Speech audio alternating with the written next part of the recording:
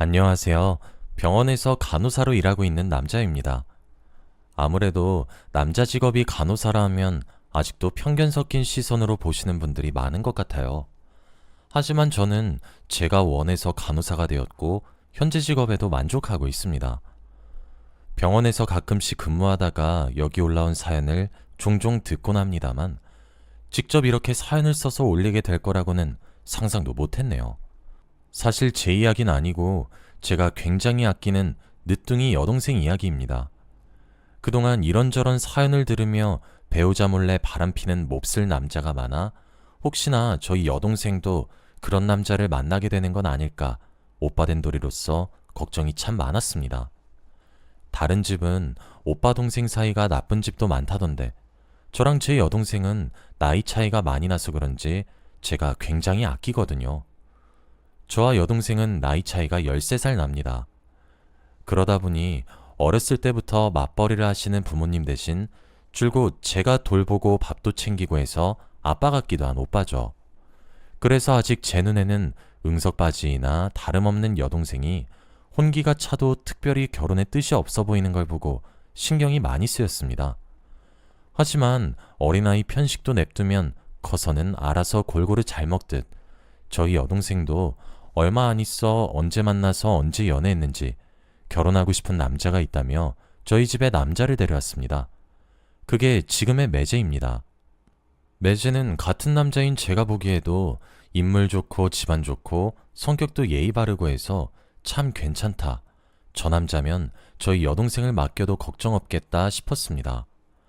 둘이 행복하게 살라고 축복하고는 이제 한시름 놓나 싶었는데 문제는 매제네 가족들이었습니다. 결혼하면 여동생의 시댁 식구가 될 사람들이 하나같이 참 별로였어요.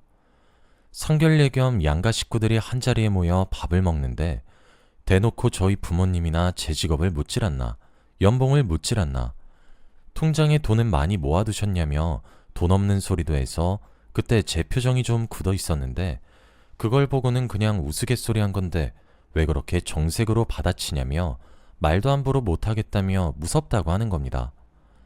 보다 못한 매제가 뜬금없이 저를 두고 병원에서 일한다고 하면서 말을 잇더군요.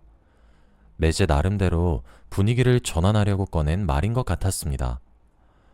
그러고 보니까 아버지, 요즘 허리 아프다고 하지 않으셨어요?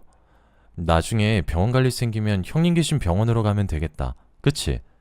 하면서 분위기를 풀어보려고 애쓰는 게 눈에 보였죠. 순간 매제의 부모님들이 상견례 자리 중 그나마 제일 흥미있어하는 눈으로 그럼 의사신 거냐고 묻더군요. 제가 의사는 아니고 간호사입니다 하고 말하니 다시 표정을 구기시면서 의사도 아니고 간호사면 뭐 됐어요 하고 혀를 차더군요. 그런 태도를 보고 있자니 자존심이 상하고 화가 났지만 옆에 앉은 여동생을 봐서 끝까지 참았습니다. 그날은 그렇게 불쾌한 기억으로 남아있네요. 뭐 따지고 보면 매제네 집안이 어마어마하게 잘 살기는 합니다. 매제네 아버지는 대기업 임원이시고 어머니는 전직 외교관에 지금은 유명한 아트 갤러리를 소유하고 있다 하더군요. 매제도 자기 아버지 계신 대기업에 입사해서 능력 탓인지 집안 탓인지는 몰라도 직급도 나이에 비해 높은 편입니다. 사돈댁이 평균보다 훨씬 잘 살긴 하지만 그렇다고 저희 집안도 뭐 그렇게 못 사네 마네하는 그런 수준은 아니에요. 저희 아버지 어머니께서도 배움이 넓지 않다 뿐이지 유명한 식당을 차려서 이미 지역별로 점포가 여럿 있습니다. 어차피 다 먹고 살자고 대학 가는 시대에 학력이 무슨 소용인가요? 돈만 많이 벌면 된 거 아닌가요? 그동안 저나 제 여동생 재벌 2세만 아니다 뿐이지 부족함 없이 풍족하게 자랐고 그런 와중에도 돈이 전부가 아니라는 부모님 가르침을 받고 바르게 컸습니다. 한 번도 부모님이 장사로 돈 버는 걸 부끄럽다 생각한 적은 없습니다. 그런데 매제네 집안은 생각이 조금 다른 것 같더군요. 여동생에게 나중에 듣기로는 배운 것도 없는 장사꾼 집안이랑 어떻게 한 식구가 되냐며 결혼 전부터 말이 많았다 해요. 여동생도 결혼 전부터 심각한 시댁 등살에 매제와의 결혼을 다시 고민했지만 매제가 무릎까지 꿇고 제발 다시 생각해달라며 말려서 결국 둘은 애매한 양가의 분위기 속에서 결혼할 수 있었습니다. 축복하는 분위기라고는 말 못하겠네요. 솔직히 그렇게 웃음기 빠진 결혼식은 제 난생 처음이었습니다. 결혼식 시작 전 양가 식구들이 다 모인 자리에서도 사돈댁은 일가 친척들에게 가서 제 여동생을 두고 아마 세상에서 결혼 제일 잘한 사람일 거야. 신데렐라 뺨치고도 남을걸? 하면서 낄낄대더군요. 뒤에서 듣고 홧김에 이걸 엎어야 하나 말아야 하나 하다가 웨딩드레스 입고 신부 대기실에서 자기 결혼식 기다리고 있을 여동생 체면을 생각해서 그냥 못 들은 척 했습니다. 결혼 비용을 두고 매제네 집안에서 아파트고 뭐고 결혼 진행 비용을 다 대겠다는 걸 제가 극구 반대해서 양가에서 반반씩 부담하는 걸로 했습니다. 만약 매제네 집안에서 전부 부담하면 결혼 후에 여동생이 시부모 눈치 때문에 제 명에 못 살까봐 걱정돼서였죠. 지금도 신데렐라네 뭐네 있는 유세 없는 유세는 다 부리는데 시댁에서 결혼 비용 다 든다는 건 절대 저희 집안에 좋은 일이 아니었습니다. 돈이 얼마가 들던 간에 여동생을 시댁에서 벙어리로 살게 하는 걸 두고 볼 수 없었습니다. 사실 까놓고 말해서 사돈댁이 좀 더 명예 있는 직업군이다 뿐이지 돈으로만 놓고 보면 장사하는 저희 집안 수입이 더 클 겁니다. 그리고 사돈댁에서 자꾸 여동생더러 땡 잡았네 하면서 은근슬쩍 자기 아들 자랑을 하는데 매제랑 저희 여동생 중에 놓고 봐도 여동생 학력이랑 수입이 좀 더 앞서요. 여동생은 저보다도 공부를 잘해서 좋은 대학 갔다가 변호사로 지금 대형 로펌에 소속되어 있거든요. 아직 신참이긴 하지만요. 아무튼 따지고 보면 저희 집이나 여동생이 꿀릴 게 전혀 없는데 자꾸 사돈 쪽에서 그런 식으로 나오니까 인내심에도 한계가 있는지 슬슬 그냥 넘어가기가 힘들어지더군요. 그때까지도 여동생이 시댁에서 그딴 취급받고 평생 살 바에야 언제든 이혼해도 아직 젊고 애도 없어 새 출발하기에도 무리 없다 생각했는데 얼마 안 있어 여동생이 임신 소식을 전하더군요. 아이까지 생긴 마당에 시댁 문제로 이혼할 수는 없고 애당초 여동생은 워낙에 순한 성격이다 보니까 시댁에서 아무리 저희 집을 폄하해도 겉으로나 좀 까칠하시지 속은 따뜻하신 분들일 거야 하고 넘어가는 일이 다반사라 이혼 생각은 눈꼽만큼도 없어 보였습니다. 속 없는 여동생의 태도에 답답한 건 저였죠. 하루는 임신 축하 겸 아내와 함께 여동생네 집을 찾아가 이런저런 선물도 주고 맛있는 음식도 시켜서 같이 먹는데 아내가 여동생에게 아이가 딸이었으면 좋겠냐 아들이었으면 좋겠냐 묻더군요. 여동생이 잠시 고민하다가 하는 말이 자기는 딸이었으면 좋겠는데 남편이나 시댁에서는 아들이길 바라는 것 같아서 사실 둘 다 상관없대요. 둘 다 건강하기만 하면 된다고 말하더군요. 시간이 지나 여동생은 아들을 낳았습니다. 여동생이 아이를 낳고 병원에 찾아와서는 조카를 보고 어쩜 이렇게 잘생겼냐며 자기 아들을 똑 닮았다고 좋아라 하시는데 그것마저도 꼴보기 싫었네요. 그 무렵 저와 아내 그리고 제 두 아들도 여동생이 사는 동네 근처로 이사와서 여동생 부부와 교류가 더욱 잦아지게 되었습니다.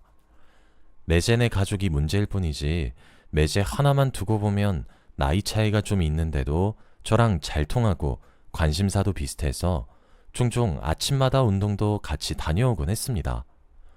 요즘 살이 너무 쪄서 운동을 하고 있다고 말하니 자기도 저처럼 더 건강하게 살아야겠다며 같이 가도 되냐고 물었었죠. 저와 매제만 그런 것이 아니라 제 여동생도 원래 제 아내가 저와 결혼했을 때부터 아내를 친언니처럼 잘 따라서 여동생 부부랑 조카 그리고 저희 식구 이렇게 다 같이 캠핑도 가고 가까운 곳에 펜션 잡고 물놀이하기도 하면서 즐거운 시간을 보냈었습니다. 그런데 시간이 조금 지나면서부터 매제네 집안이 슬슬 휘청이기 시작하더군요. 매제네 아버지가 회사 자금을 횡령했다는 죄목으로 경찰 조사를 받질 않나. 매제네 아버지가 임원진으로 계신 회사에 취업하고 높은 직급으로 승진한 것도 취업 비리가 얽혀있는 거 아니냐고 지속적으로 말이 나와서 매제네 아버지는 물론 매제까지 젊은 나이에 불명예를 안고 퇴사해야 했습니다.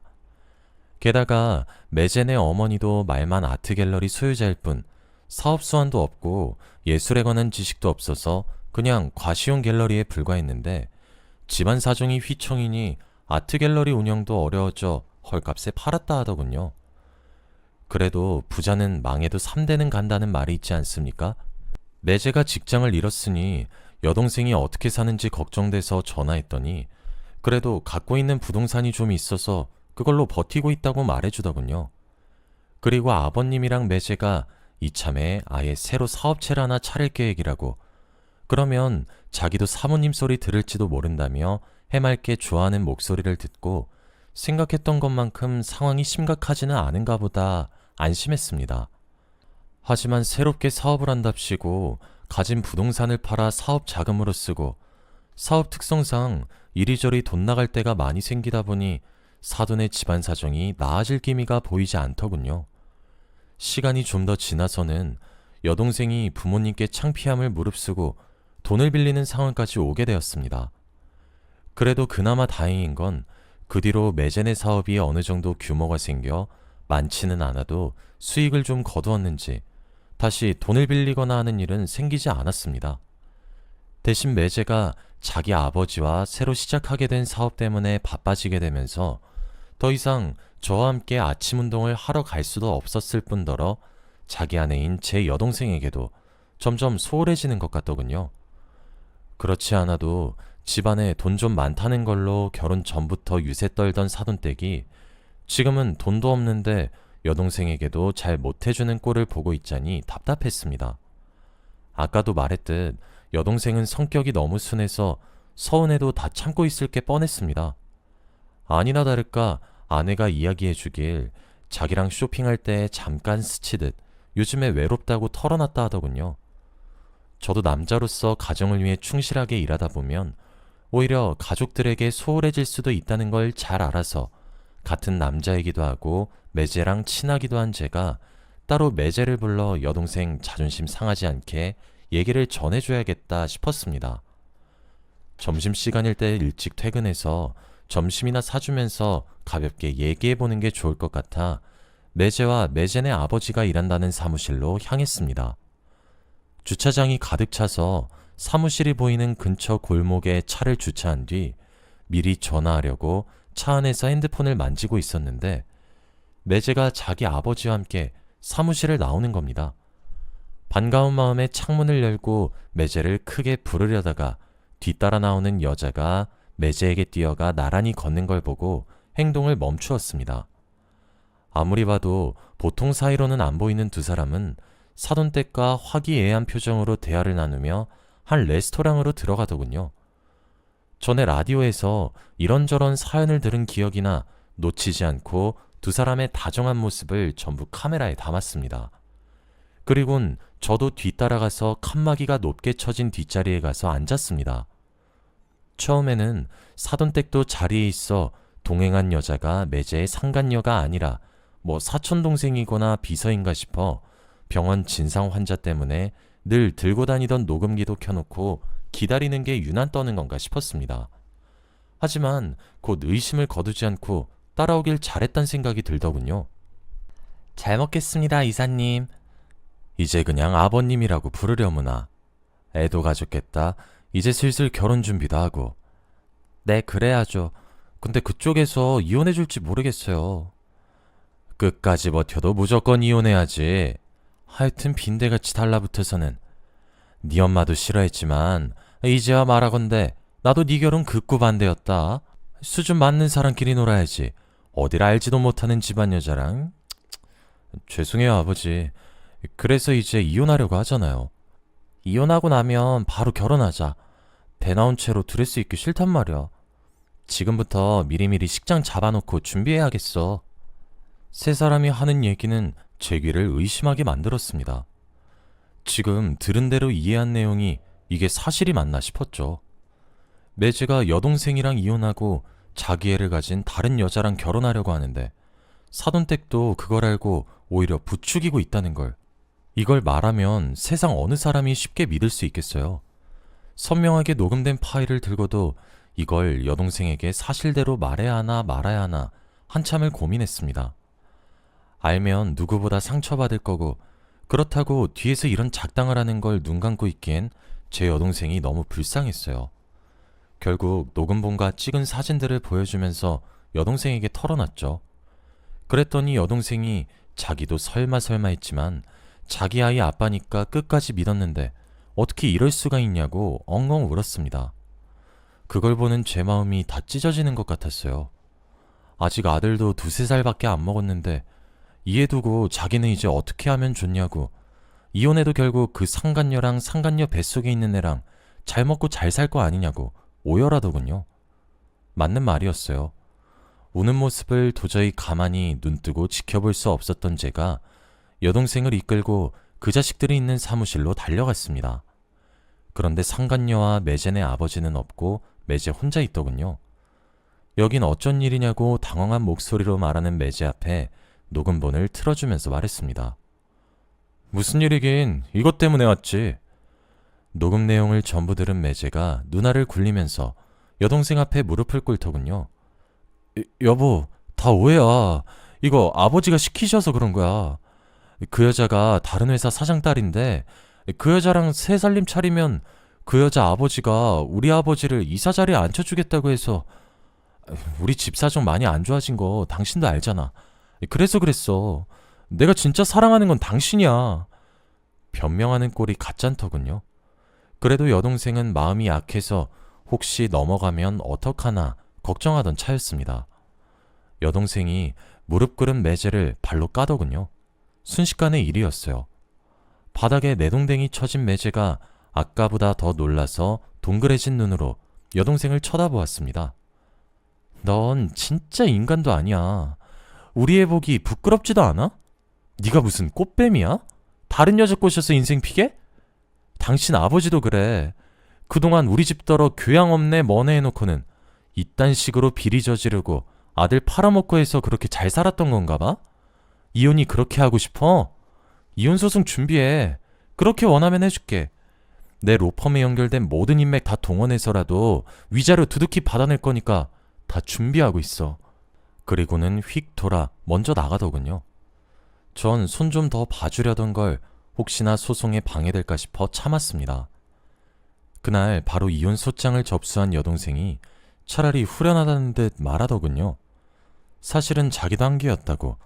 처음부터 우리 집 그런 식으로 낮잡아보는 집안인 걸 알았으면 결혼 안 하는 게 맞았다고. 자기 때문에 저랑 부모님까지 욕보이게 한 것 같아 미안하대요. 전 다 필요 없고 네가 행복하기만 하면 됐다고 말할 수밖에 없었네요. 여동생이 이혼 소송은 순조롭게 준비되었어요. 절차를 밟아가던 도중 여동생 시댁으로부터 협박 전화도 몇 번 왔습니다. 당장 소송 취하라느니, 죽고 싶냐고 가만 안 두겠다느니, 이런 말들이요. 당연히 이것도 다 녹음해서 증거로 제출했습니다. 그러다 하루는 여동생이 어젯밤 매제한테 전화가 왔다 하더라고요. 매제가 술 마시고 울면서 상간녀가 아이를 유산했다면서, 뿐만 아니라 회사 사장이라던 상간녀 아버지는 이혼남인 자기랑 만나는 걸 반대해서 그 여자랑은 헤어졌대요. 그래서 이제 자기는 갈 곳이 없어졌다고 전에 잘 살지 않았냐며 둘이서 다시 맘 잡고 살아보자고 연락 왔다 하더군요. 딱 보니 상간녀가 아버지랑 의논도 없이 그냥 이사직에 꽂아주겠다 말만 번지를 하게 해놓고 막상 애까지 임신해 놓으니까 조바심에 빨리 결혼하자고 보챘던 것 같아요. 조강지쳐버리더니 꼴 좋더군요. 재판 결과는 당연히 여동생이 승소였어요. 이제 쥐뿔도 없는 매제가 어떻게 그 어마어마한 양육비며 위자료를 갚아나갈지 궁금하네요. 물론 안 주고 버팅기면 또 그건 그거대로 고소에 들어갈 생각이라고 여동생이 말해주더군요. 자기 소득만으로도 아이 키우는 데는 문제없지만 최소한 자기랑 자기 집이 서름받고 산 거에 대한 보상은 톡톡히 받아내야겠다면서요. 저도 동감했습니다. 그 뒤로는 매제네 본가 집도 팔아서 겨우 위자료를 지불하고 이런저런 불명예스러운 일 때문에 죄취업도 못하고 있다, 이런 소리를 전해 듣긴 했는데 이제는 아예 소식을 모르겠습니다. 뭐 죽었는지 어쨌는지 매달 양육비만 들어오면 그만이죠. 양육비 들어왔다고 여동생이 말하는 거 보면 살아는 있는 모양입니다. 지금 여동생은 아이 기르고 열심히 일하는 데에만 전념하고 있습니다. 아직 젊은 데다 외모도 출중해서 주변에서 들이대는 사람도 몇몇 있는 것 같던데 자기는 아직은 별 생각 없다고 아이가 어느 정도 자라서 그런 걸로 상처 안 받을 나이쯤 되면 그때 생각해 보겠다고 하네요. 여동생의 의견이고 책임감 있는 모습이라 존중하기로 했습니다. 앞으로도 여동생과 조카 둘이서 잘 헤쳐나갈 수 있도록 제가 옆에서 많이 도울 예정입니다. 제 이야기 들어주셔서 감사합니다.